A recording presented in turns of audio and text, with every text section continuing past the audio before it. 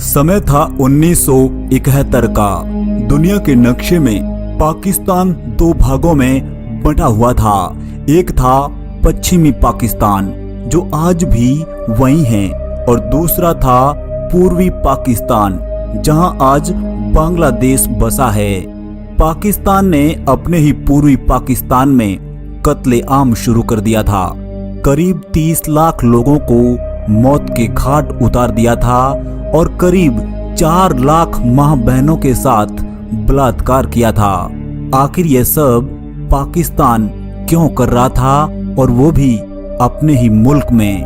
तो चलते हैं 50 साल पूर्व इतिहास के पन्नों में। असल में पूर्वी पाकिस्तान में एक चेहरा था, शेख मुजीबुर रहमान, जो दिनों दिन एक बड़ा चेहरा बनकर उभर रहे थे और लग रहा था कि अब पाकिस्तान का अगला गढ़ होगा पूर्वी पाकिस्तान। पश्चिमी पाकिस्तान को यह कतई बर्दाश्त नहीं था।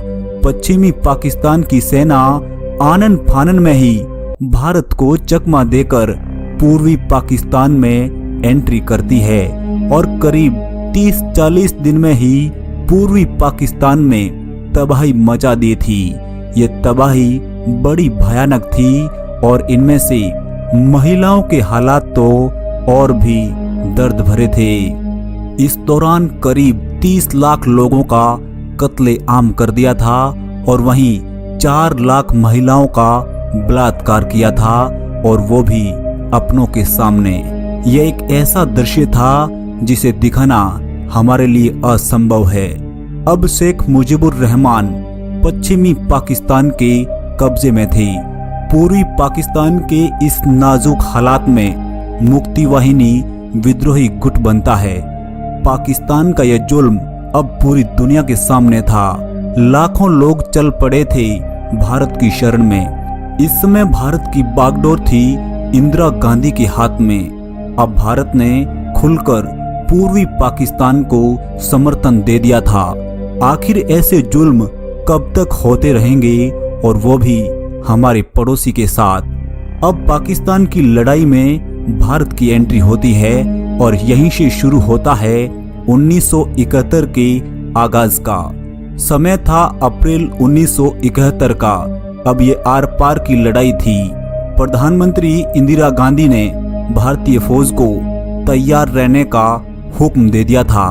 भारत के फील्ड मार्शल थे मानेकशॉ, मगर अप्रैल के महीने को देखते हुए फील्ड मार्शल मानेकशॉ ने इंदिरा गांधी को युद्ध टालने का आग्रह किया था। वजह थी बारिश का मौसम। बंगाल वाले एरिया में अक्सर इस दौरान बाढ़ और तूफानों की आवाजाही रहती है और हर तरफ कीचड़ ही कीचड़ रहता है, जो सैनिकों के लिए बड़ा ही दुर्गम था। मगर पश्चिमी पाकिस्तान अपने सूखे का फायदा उठाकर भारत को नुकसान पहुंचा सकता था। अब ये रणनीति धीरे धीरे युद्ध को लंबा खींचने की थी। धीरे धीरे भारत की सेना मजबूती की ओर बढ़ रही थी। पाकिस्तान के दोनों भागों पर अब भारतीय सेना लगातार जमे हुए थी, मगर अधिक फौज पूर्वी पाकिस्तान के इर्द गिर्द थी और यहीं पर जुल्म ढा रहा था पश्चिमी पाकिस्तान। अब भारत पूर्वी पाकिस्तान की मुक्ति वाहिनी सेना को अंदर ही अंदर मजबूत कर रहा था, और अब इसी दौर में पाकिस्तान हमले की फिराक में था। और तभी उसे एक खबर मिली कि भारत की पूरी सेना पूर्वी पाकिस्तान के आसपास है। गुजरात और राजस्थान के इलाके खाली पड़े हैं। अब पाकिस्तान की आर्मी रात के अंधेरे में निकल रही थी। तारीख थी 3 दिसंबर 1971 की। पाकिस्तानी सेना राजस्थान के जैसलमेर में एंट्री करती है और वह जगह थी लोंगेवाला। रात का समय था, हर तरफ सन्नाटे का मंजर था। पाकिस्तानियों ने रात के अंधेरे में लोंगेवाला पर लगातार बमबारी कर रहे थे। हर तरफ आग ही आग थी। अब पाकिस्तान का मनोबल 7वें आसमान पर था।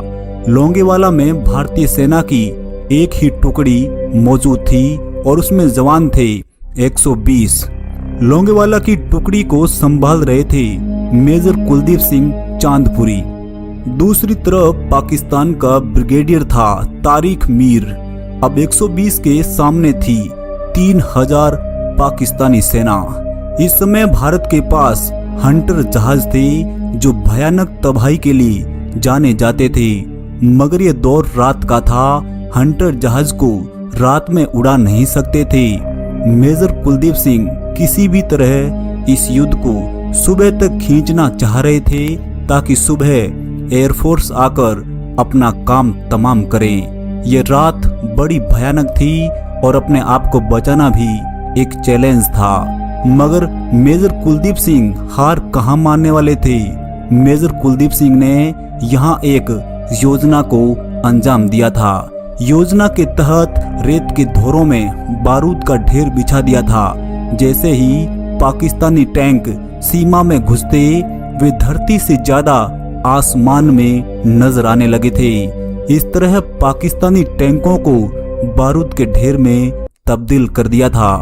पाकिस्तानी ब्रिगेडियर तारिक मीर ने इंजीनियर्स का सहारा लिया और करीब 3-4 घंटे तक रेत के धोरों को खंगाल लिया था, मगर हैरान करने वाले नतीजे सामने आए।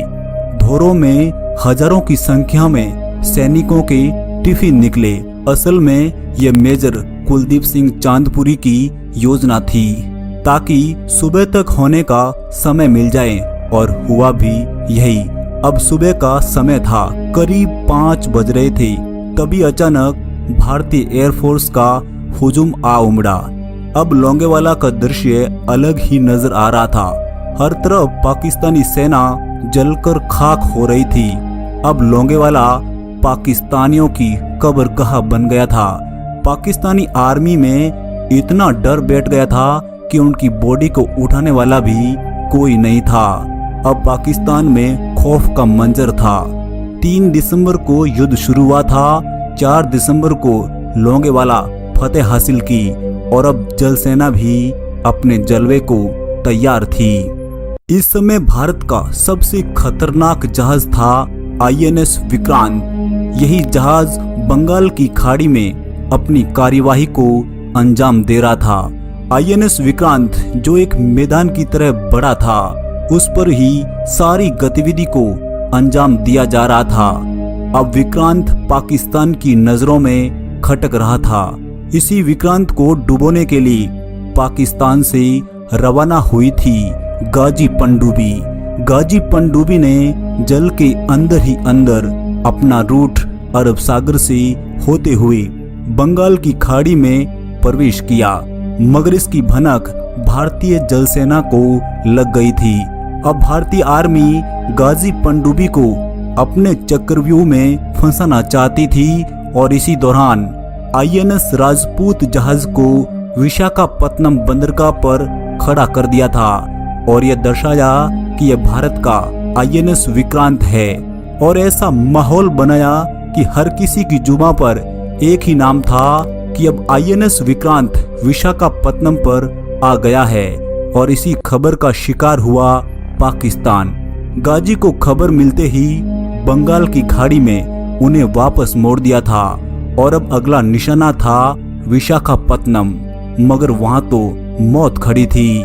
विशाखापत्तनम पहुंचने से पहले ही गाजी का खात्मा कर दिया था। यह पाकिस्तान के लिए एक बड़ा झटका था और साथ ही INS विक्रांत ने चटगांव बंदरगाह को तबाह कर दिया था। चटगांव बंदरगाह पाकिस्तानियों का मुख्य केंद्र था। हर तरफ हार ही हार नसीब हो रही थी और अब अगली गुहार थी अमेरिका से। 1971 के युद्ध में अमेरिका ने पाकिस्तान को हर संभव मदद की थी। अब अमेरिका UNO में भारत के खिलाफ मुद्दा उठाया था, मगर भारत के दोस्त रूस ने इस पर भी वीटो कर दिया था। अब अमेरिका पाकिस्तान की तरफ खुलकर आ गया था। इसी समय अमेरिका ने अपना 7वां बेड़ा भेजा। अब अगला टारगेट था INS विक्रांत को डुबाना, मगर उसे पता नहीं था कि उससे पहले ही रूस का 40वां बेड़ा आ धमका था। अब रूस और अमेरिका हिंद महासागर में आमने सामने थे। रूस का भारी भरकम बेड़ा देखकर अमेरिका घबरा गया था। रूस ने हिंद महासागर में अपने बेड़े से एक लाइन का निर्माण कर दिया था और अंदर ही अंदर काम कर रही थी इंडियन आर्मी। दूसरी ओर ब्रिटेन का ईगल बेड़ा यह देखकर आधे रास्ते से ही वापस निकल लिया था। अब भारत भी नहीं चाहता था कि यह युद्ध लंबा खींचे और पूरी दुनिया में पाकिस्तान को लेकर कोई माहौल खड़ा हो। समय था 16 दिसंबर 1971 का। अब यह युद्ध का 13वां दिन था। इस समय पूर्वी पाकिस्तान में करीब 93,000 पाकिस्तानी सेना भारत से घिरी हुई थी और यहाँ मौजूद था पाकिस्तान का जनरल नियाजी। अब पाकिस्तानी सेना ने घुटने टेक दिए थे। अब भारतीय सेना से अपने आप को घिरा हुआ पाकर जनरल नियाजी ने भारत के निर्मलजीत सिंह के सामने आत्मसमर्पण किया और वो भी 93,000 सैनिकों के साथ। यह दुनिया में एक साथ इतना बड़ा आत्मसमर्पण पहली बार हुआ था, जो आज भी गिनीज बुक में दर्ज है। और अब पूरी पाकिस्तान से बांग्लादेश का जन्म हुआ था। यह वह भारत ही था जिसकी बदौलत बांग्लादेश को आजादी मिली थी।